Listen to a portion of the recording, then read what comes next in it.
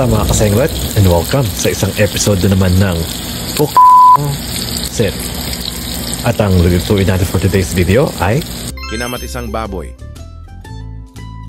Kasenglot, kung hanap mo ay lutong bahay na simple pero punong-puno ng lasa, eto na kinamatisang baboy.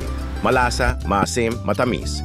Galing sa natural na katas ng kamatis at swak na swak sa kaninlalo na pagbagong sinaing. Siguradong mapapadami ang extra rice dito. Prituhin ang pork ribs sa mantika hanggang sa mag-golden brown ang labas. Kapag ready na, iset aside muna natin. Sa parehong kawali, mag-isa ng sibuyas at bawang sa malakas na apoy ng 20 segundo. Ihalo agad ang kamatis at lutuin hanggang sa madurog at lumambot. Ibalik na natin ang napritong pork ribs tapos haluin ng mabuti. Maglagay ng paminta, kaunting toyo at syempre oyster sauce. Pang-paumami! Haluin sa high heat hanggang sa medyo matuyo ang sauce at dumikit na sa karne. Habang hinihintay lumambot ang baboy, kasenglot, alam mo na, shot puno muna tayo diyan.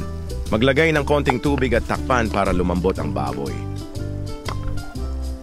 Kapag malapit ng maluto, isama ang green chili para may konting sipa ng anghang. Haluing mabuti at kung ganito na ang consistency, pwede na hanguin.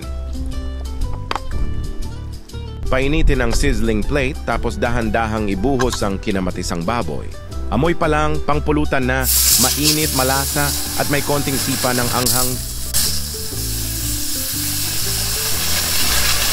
Mga kasenglot, ito na ang sizzling kinamatisang baboy. Malasa sa bawat subo, may kurot ng anghang at perfect pang pulutan o ulam. Save mo na ito sa susunod na inuman o kahit dinner with rice. Tagay na!